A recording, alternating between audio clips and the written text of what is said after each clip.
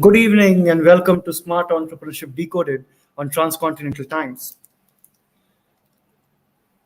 I have often spoken to you and told you that I live in Jakarta, Indonesia.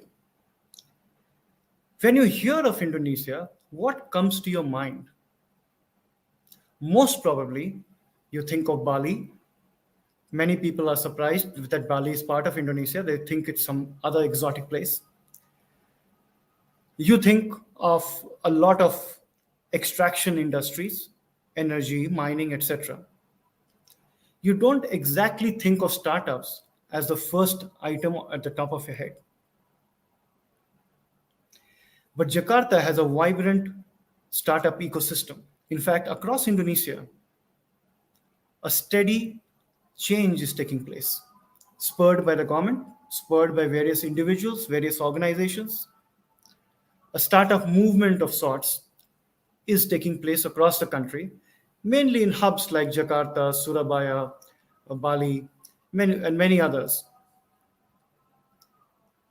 And when I compare this to what has happened in some of the other more developed ecosystems, like the ones in Eastern Europe, the ones in India recently, you can see the direction that it is headed in.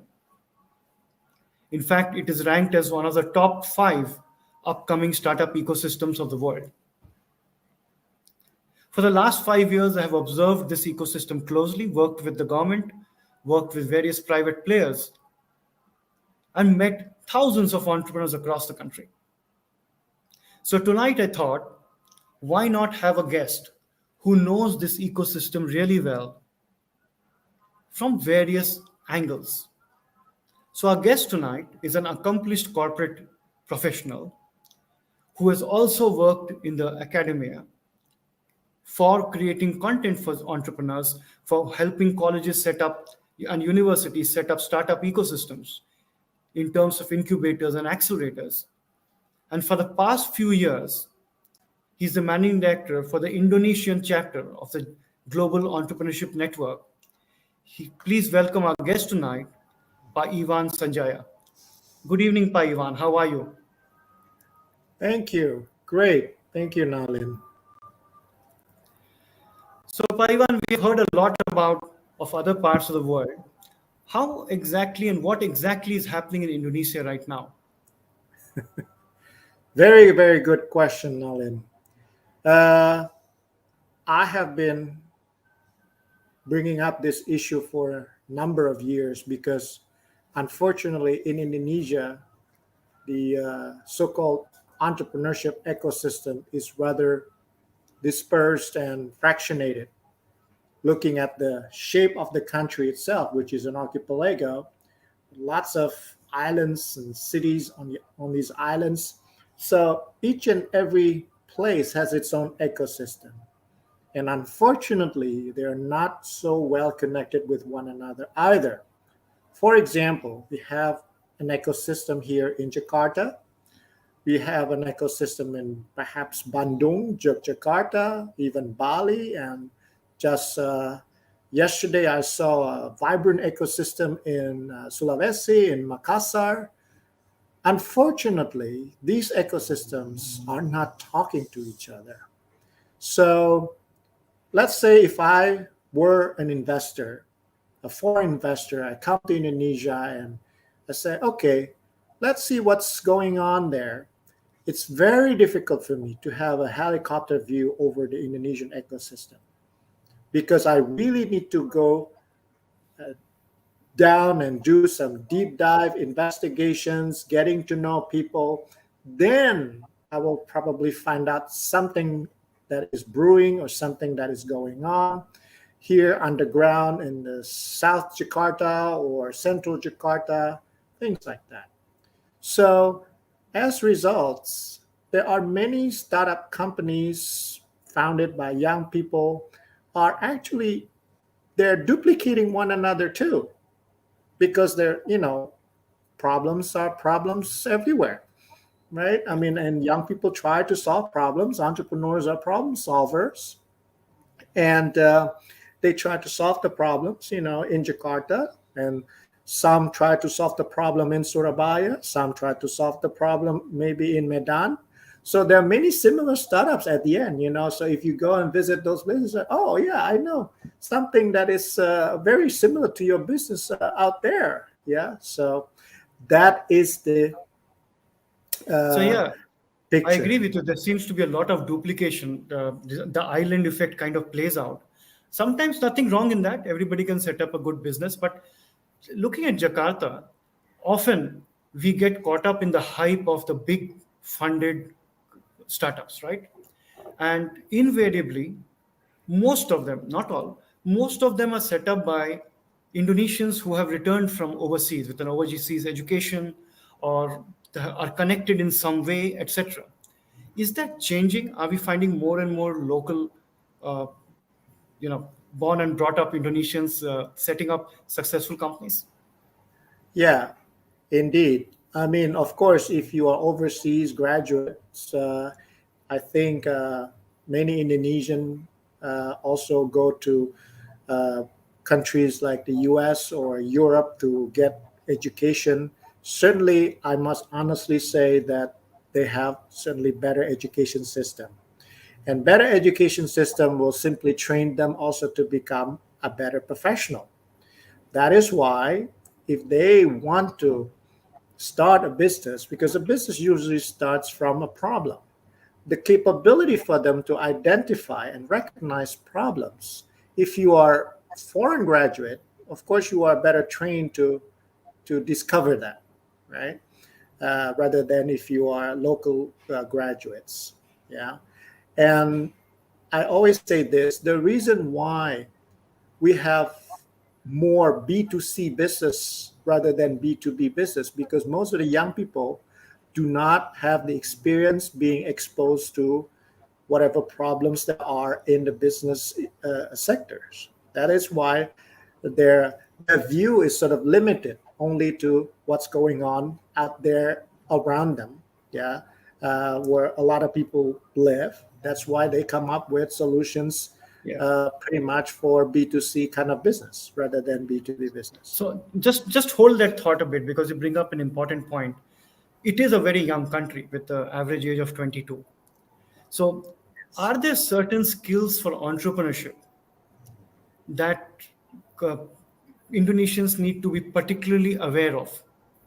Uh, the one you have alluded to indirectly, that they don't quite get the B2B thing because of the networking and etc. that is required, and a certain degree of business maturity to deal with other businesses. But are there other skills that these young people need to work on? Yeah. Well, actually, before we actually speak about skills, first and foremost, what they need to develop is the so called entrepreneurial mindset. Now, that's what most young people hear, even though they have probably started their own business, but not necessarily that they have entrepreneurial mindset. Yeah. Once they get the entrepreneurial mindset, then they need to acquire the so called entrepreneurial skills. Yeah, these are the skills for them. Let's say if they want to create a business that they must have, yeah, in order to be successful.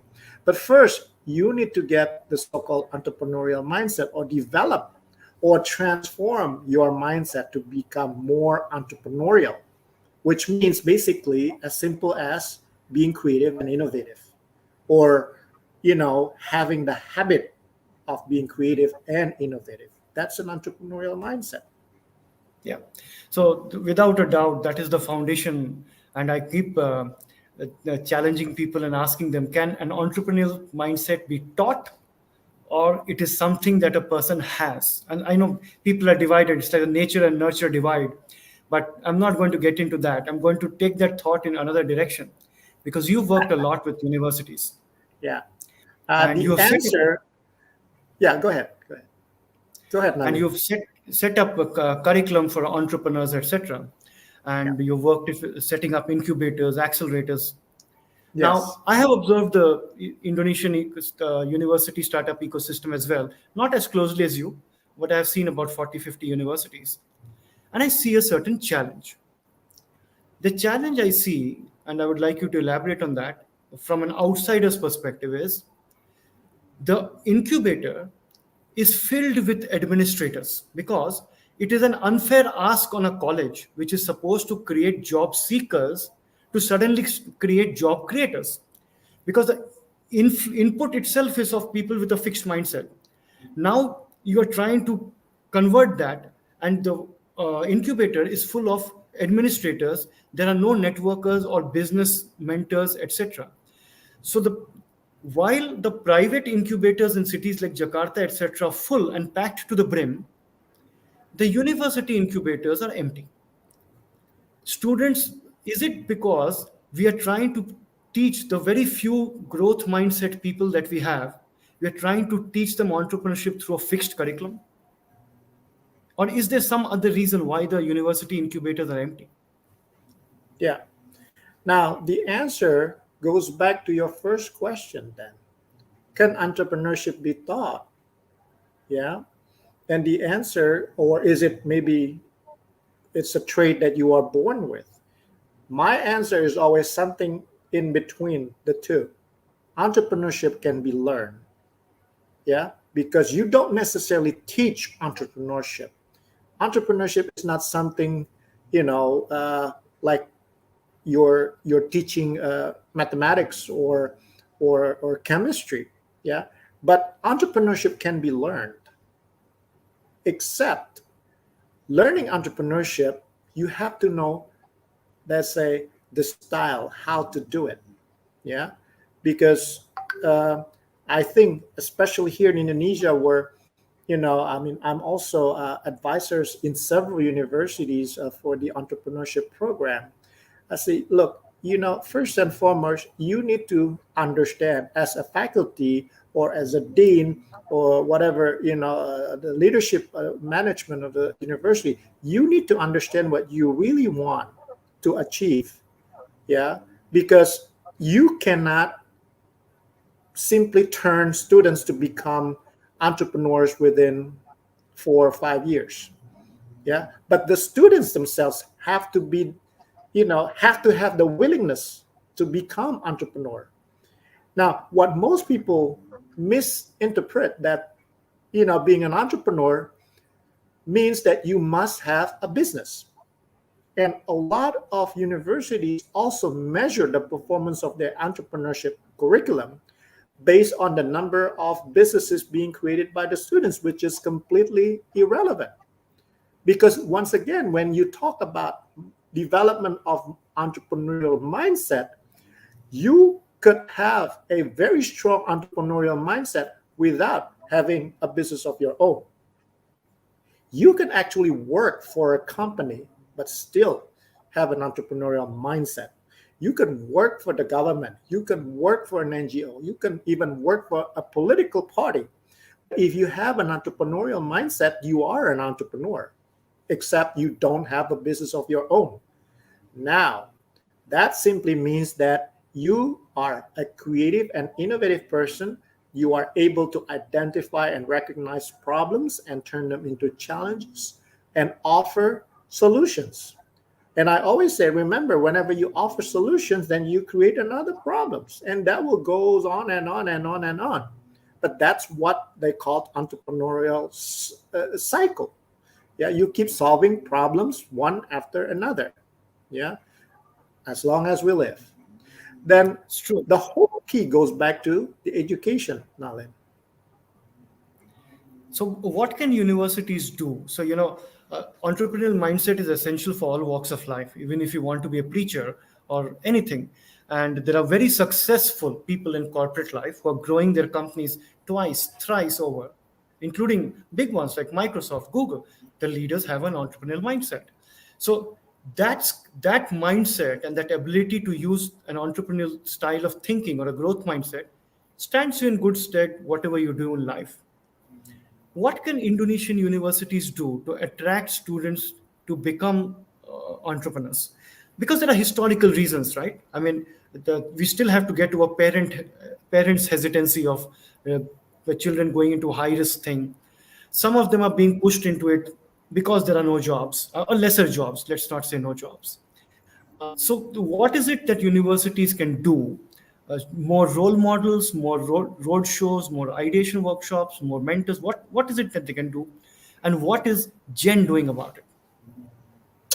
What we are trying to sort of make them understand that if you want to actually create entrepreneur, you have to do the whole 9 yard from A to Z what is required.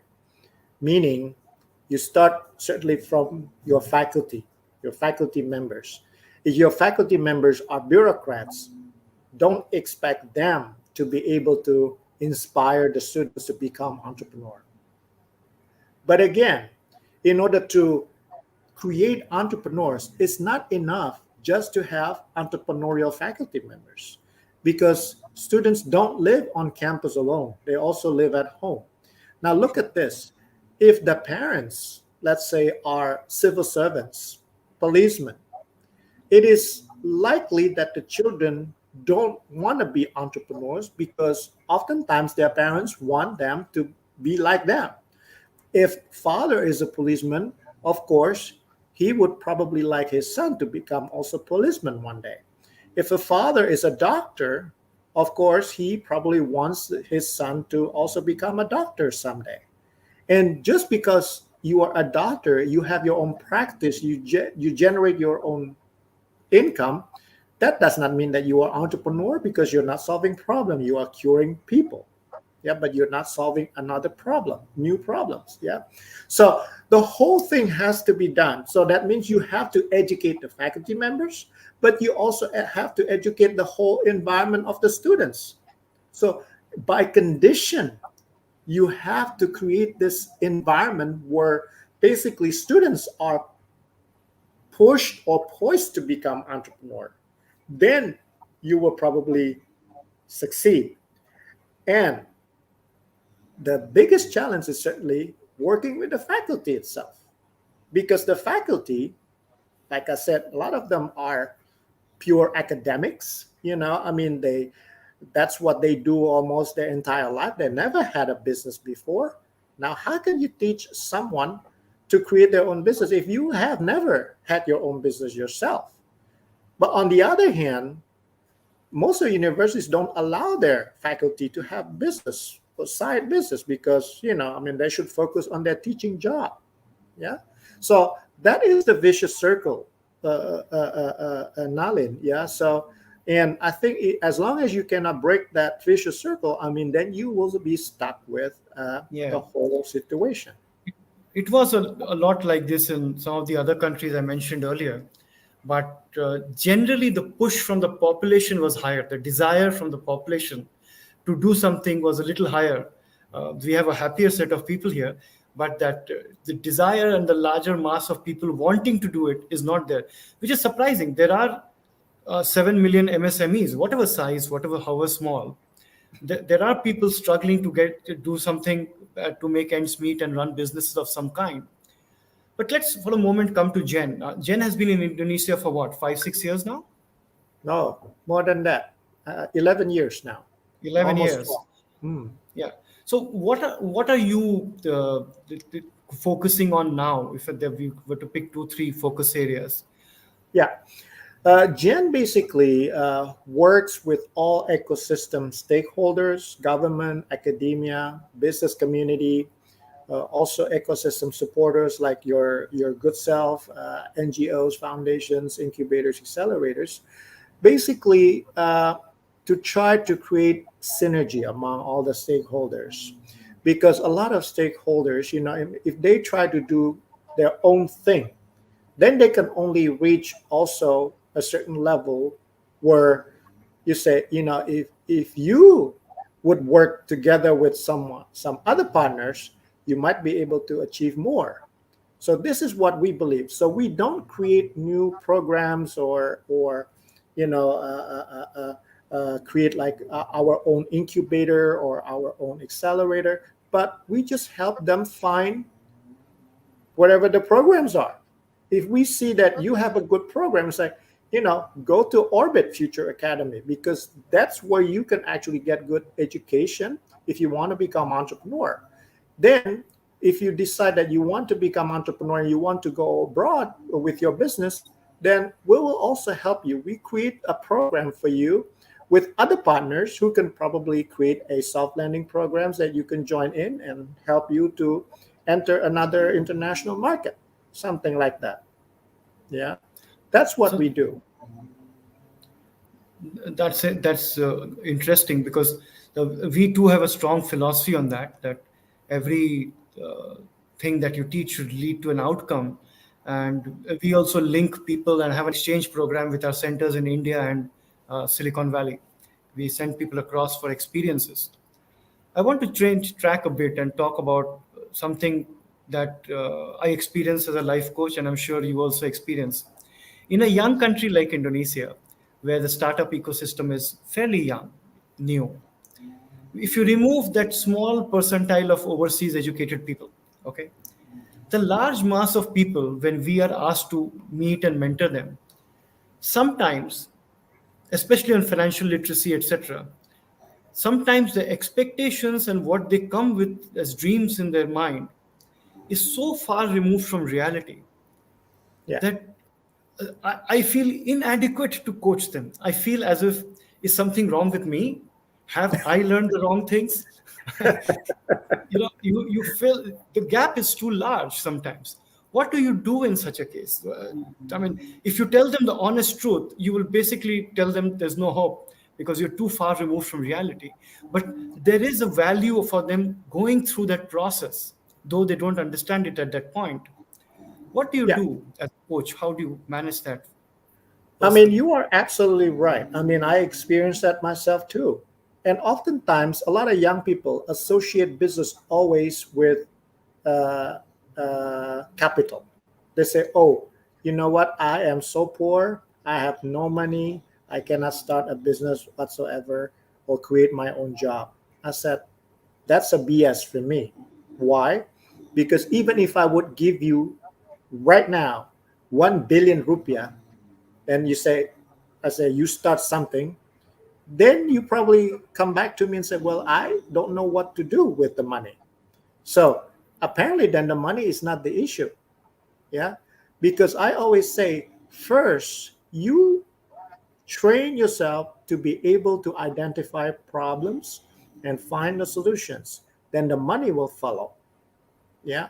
So once again, Nalim, I mean, you have pointed exactly the core of the problem. And again, the answer to that is the education, the mindset. They have to change that.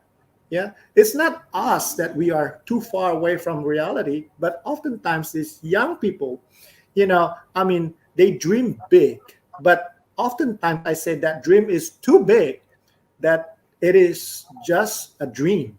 Yeah, that is something that you cannot just materialize in a lifetime. Yeah, you also need to get grounded at some point.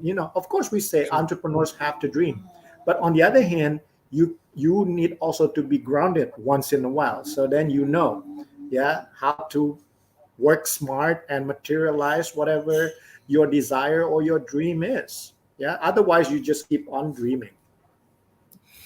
So I'm a big supporter of Indonesia, and that's why I live here. I have a business here. I love when I travel outside of Jakarta, the sheer energy of the young people and desire to do something different. You can see that changing over time. You mentioned before in a pre-chat that you went to Makassar and you found such a large ecosystem, but a lack of mentors. So there is change happening. But I'm going to ask you a final question. Before people like you and me retire, we are older than the general population. If you had Yes. if you had one wish that if you closed your eyes and in the startup ecosystem of Indonesia that got fixed, what would it be? Oh, very good question. Well, look, you cannot change people. Yeah, people will change because they want themselves to change. What you can do is you can inspire them. You set examples for them. And I hope whatever legacy that I want to create for Gen Indonesia, for myself, is that I want to be remembered as someone who can actually help people to become successful if they want to be successful. But I cannot turn people to be successful simply by giving them money or whatever, but by giving them a set of tools or equip them with tools that can make them successful. There's always a saying, I right? think I that is mean, a fantastic, final, and powerful thought to leave people with, that the people should be inspired, be it through role models, etc. You yourself have been an inspiration. You continue to be. I have heard you and I've been on panels with you, and I see the eloquence with which you speak, and it resonates with the audience. So thank you very much, Paiwan. Please continue doing the thank you. wonderful work that you're doing personally and through Gen. I wish you all the best, and thank you once again for joining me tonight. Thank you very much. Thank you, Nalin. Thank you.